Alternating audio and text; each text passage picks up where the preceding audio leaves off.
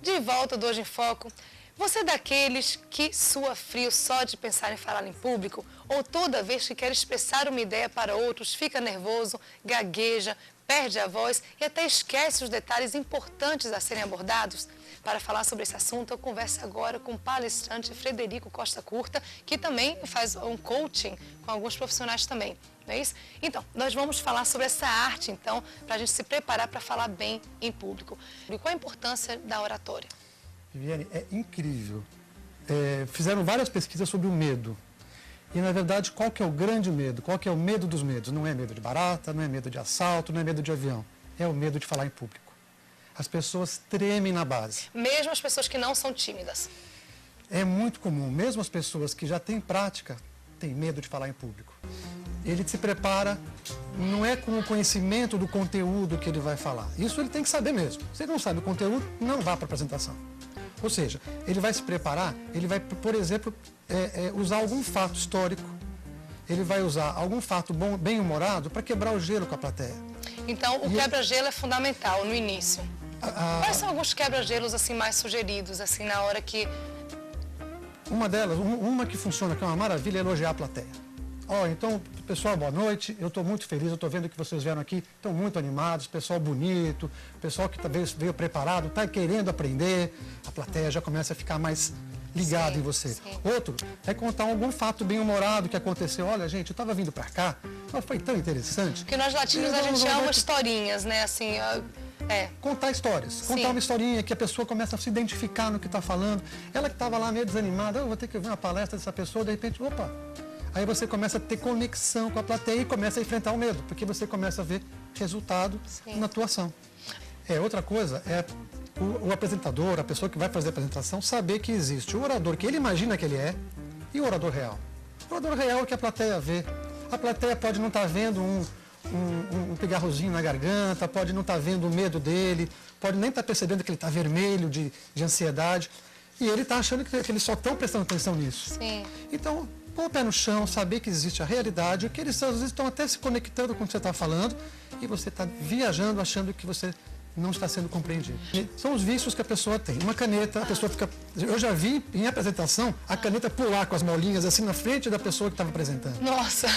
Ou aquela canetinha de laser, por exemplo. A pessoa acha, não, agora eu sou moderno, e fica aquela bolinha ali tremendo, tão nervoso que ele está demonstrando a ansiedade dele. Ai, que horror, gente. Papel, chega no fim da apresentação, está todo amassado, rasgado, dobrado, a pessoa ficou nervosa e ficou mexendo com as mãos. O que o palestrante faz para acordar o pessoal? A gente usa ritmo e intensidade. Se tem alguém que está querendo dormir, eu começo a falar olhando para ela. Ela fica um pouquinho sem graça, regala os olhos... E daqui a pouco ela está acordada. Eu tenho a obrigação de duelar com a minha plateia. E é um duelo delicioso, é gostoso. Você considera, Fred, timidez um defeito? Pelo contrário. Está provado que é qualidade. Saiu uma reportagem há pouco tempo, eu não sei em qual revista, recente, acho que faz umas 2 semanas, dizendo que agora é a hora e a vez dos tímidos. O que é timidez? A timidez é uma pessoa sensata, que não é atirada, que pensa muito antes de fazer, e que muitas vezes por isso foi... bombardeada na sua infância com repressões. E a ideia é, através de um curso desse, ou através, por exemplo, do coaching, que é um trabalho que eu faço, que eu sou o primeiro coach daqui da região. O que é esse coaching? Coaching é uma assessoria individual que em 10 a 15 sessões a gente ajuda a pessoa a fazer seu objetivo de vida profissional, de carreira, ou de vida mesmo, não perder o rumo, não perder o foco, não se perder no caminho, afastar os sabotadores e aproximar o que é incentivador. O coach, ele trabalha o presente, não dá respostas, ele faz perguntas e perguntas e perguntas direcionadas de acordo com as ferramentas e as respostas brotam e a pessoa, quando vê, ela está focada no objetivo dela. Voz é uma coisa muito importante. Quem trabalha com a voz tem que ter um fonoaudiólogo de plantão que faça sempre suas consultas e que ensine a usar a voz. No nosso curso, a gente dá algumas dicas. A principal é, ponha ar na sua voz.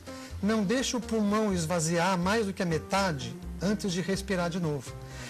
Se você começa a deixar o ar sumir, a voz vai ficando angustiante, vai machucando a garganta e vai transmitindo essa ansiedade para a sua plateia. E a postura correta? Pensa da seguinte maneira. Que mensagem que você quer transmitir para o seu público? Você tem uma mensagem a transmitir. Você quer mostrar energia, você quer mostrar um pouco mais de reflexão, de introspecção. O teu corpo vai transmitir tudo isso. E a postura, a gente percebe que é tudo no relacionamento que a pessoa tem com a sociedade, com o mundo. Se você chega para dar uma aula assim, os alunos não vão te respeitar. Então, se você arruma a tua postura, ombros tranquilos, escápulas para baixo, cervical alongada, aqui aberto, as pessoas vão falar, opa, essa Viviane aí tá esperta, ela tá sabendo o que quer, deixa eu respeitar ela. Daqui a pouco você fala assim, nossa, as pessoas estão me respeitando, o que aconteceu?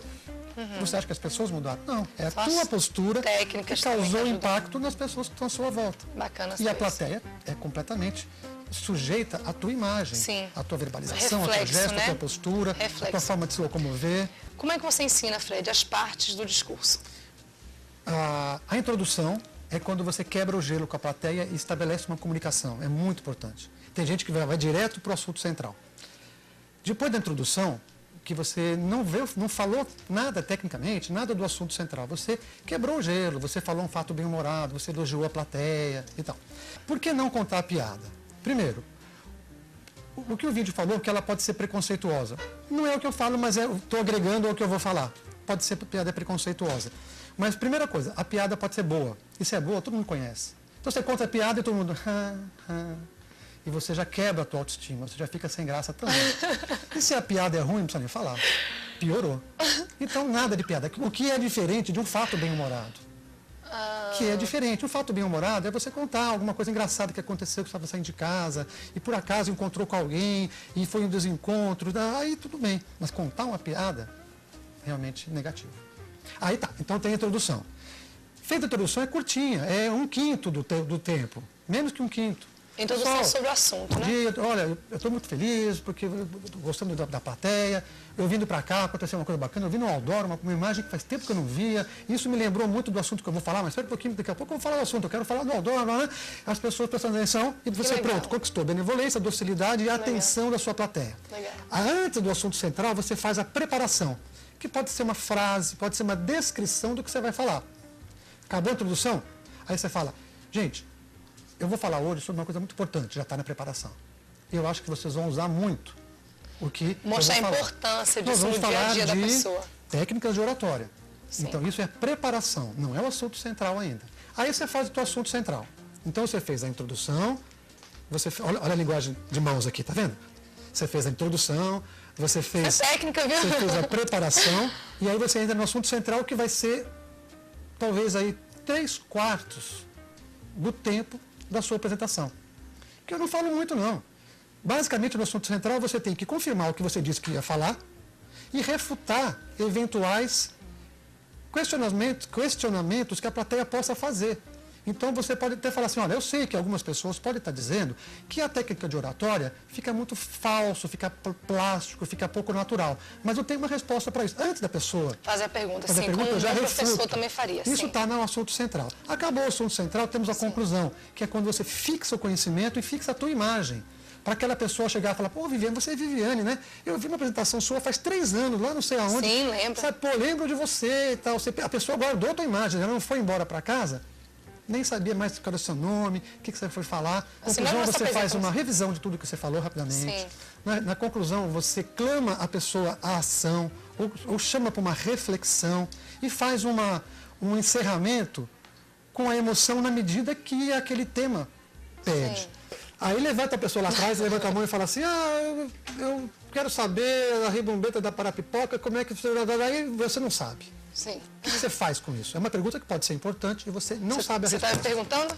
Eu não sei nesse momento, mas eu vou confirmar e te respondo amanhã. A primeira coisa é tentar descobrir o objetivo daquela pessoa. Se ele quer aparecer, bota ele em foco. O que você faria? Então, se ele quer aparecer, primeira coisa que eu falo, qual é o seu nome? Aí o cara apareceu. Meu nome é José Augusto. Ô, José Augusto, que bom que você está perguntando. Eu gosto muito quando a pessoa participa. Alguém aqui saberia dizer a resposta para ele? Ou então fala assim, o que você já sabe sobre esse assunto, José Augusto? O que você já sabe sobre esse assunto? Eu não sei nada, por isso que eu estou te perguntando. Ótimo. Então eu estou querendo entender agora as pessoas. Alguém aqui tem alguma opinião sobre o que ele está perguntando? Não, eu quero saber de você. Fala, José Augusto, você bastante esperto. Eu vou fazer o seguinte, eu vou pesquisar para você, me dá teu e-mail, quem quiser também, e eu vou te mandar essa resposta, porque a gente tem que aprofundar mais para dar essa resposta para você. Bacana. Depois de uma sequência. Mas primeiro desenvolve a pergunta para ele, depois compartilha com o auditório, e depois assume o teu desconhecimento e se compromete. Vocês gravam esse programa para mim, viu? Isso é que eu vou levar para casa, eu vou fazer as anotações, eu vou estudar, mas eu quero participar do curso. Mas o legal é quando a pessoa quer aparecer, depois toda hora dali em diante, pessoal, não é Zé Augusto, o que você acha, Zé Augusto? Sempre põe ele para aparecer, não quer aparecer? Ele é aquele cara que depois vai vir aqui te pedir teu e-mail, vai ser teu amigo. Alguém que você podia brigar no meio da apresentação, ficar com raiva, tá me perguntando. A regra geral é, se te chamaram para falar sobre um assunto, você não está preparada, decline. Fala, desculpa gente, não vou falar, não estou preparado, não conheço desse assunto, não me preparei para falar. É mesmo? Se você está preparada, aí você vai falar de improviso, aí tem regras para o improviso. Você vai usar assuntos paralelos, você vai pegar... Tem algumas regrinhas para você fazer um bom improviso. Se te chamaram, quer dizer que você tem um mínimo de conhecimento e de experiência sobre o assunto. Então você conhece. Se você conhece, fale rapidamente, fale um pouco da sua experiência, passe um recado, introdução, preparação, assunto central e conclusão em 2, 3 minutos. Se você conhece, se você tem conhecimento do assunto central e sabe a sequência das partes do discurso, você vai dar um show. Pensa que tecnologia pode ser um perigo. O que importa é a tua comunicação. Mas é muito útil. O que você projeta numa tela, se, por exemplo, um PowerPoint, não é algo para ser lido. Você não pode projetar um texto e ficar lendo o que você projetou. Ler, as pessoas sabem ler. Elas não precisam de você para ler para elas. E às vezes você nem sabe ler tão bem quanto elas. Então não é para leitura. São lembretes para você seguir a tua sequência e a pessoa saber onde você está dentro da tua apresentação. Entendi. E textos rápidos, tópicos. São tópicos, então não são textos no Não são PowerPoint, textos. né? Você não fique lendo o texto que está projetado. E se você tiver que escrever num flip chart, você tem um flip chart para fazer algum gráfico, qualquer coisa que você tem que escrever num quadro branco, no flip chart, aquiete-se para escrever. Então escreve quieto e depois se dirige para a plateia e explica o que você escreveu. Não fique falando e escrevendo, porque isso irrita a plateia. Para a programação neurolinguística, as pessoas têm 3 canais de comunicação com as outras pessoas e com a vida. E normalmente elas têm um desses mais forte. E se você descobrir qual que é a das pessoas, você vai conseguir fazer uma comunicação mais eficiente. Quais são? Primeiro, o auditivo. Tem pessoas que querem mais ouvir do que ver. Sim. Então as pessoas elas ficam assim na plateia, é a posição de telefone. Isso é uma pessoa auditiva. A pessoa visual, normalmente ela está mais chique, ela está toda arrumadinha. O vocabulário da pessoa auditiva é do tipo assim, eu quero ouvir da sua própria voz que você quer isso. O vocabulário da pessoa visual, eu quero ver com meus próprios olhos. É o vocabulário que ela usa. E se você usa o mesmo vocabulário, você quebra o gelo. Você tem contato com ele. E tem a terceira tipo de pessoa de canal de comunicação, que é o sinestésico. É aquela pessoa que tem que se mexer. Que ela fica incomodada com aspereza, ela precisa de ação. E até para assimilar, ela precisa fazer aquilo assim, para assimilar melhor. Isso em venda é mais fácil porque é 1 em 1. E na hora que você está fazendo... Na plateia é mais complicado, porque você tem de todos os tipos. Então você tem que abordar todos os canais. E localizar na plateia aquele que é mais auditivo, e na hora que você está falando, entrar em contato com ele, falar com mais clareza, usar um vocabulário, olha, então eu tenho certeza que você está ouvindo isso, e você vai ouvir sempre pro resto da sua vida lá dentro de você. Aí você localiza um cara que é mais visual, você fala assim, observe bem o que nós estamos aprendendo aqui, porque você vai ver resultados na sua vida. O vocabulário você vai ver. E ele fala, opa, é minha linguagem. Você não gosta mais de quem é parecido com você? Você não se identifica? Você não se abre mais? Sim. A plateia também se abre mais quando se identifica com o orador. Então, você usar essa regrinha básica da programação neurolinguística, você tem conexão com a plateia, você transmite o teu recado, você faz bem para eles, porque eles querem aprender. Você é que tem a obrigação de ensinar. E não é só passar o conteúdo. Você tem que introduzir, preparar e depois concluir para que o conteúdo realmente fique firme na cabeça das pessoas. Aliás, eu acho que todo mundo deveria... É muito útil. Muito útil. Para reunião de trabalho, para reunião, para entrevista de emprego. Você vai apresentar sua tese, monografia, exatamente. Não tem como. Exatamente, em todas as áreas da vida. Foi um prazer conversar com você. Também. Sucesso, muito Apareça lá obrigada. também. Com certeza, aparecerei. Muito obrigada pela sua participação aqui no Hoje em Foco. Obrigado, até a próxima, então. Até a próxima, se Deus quiser.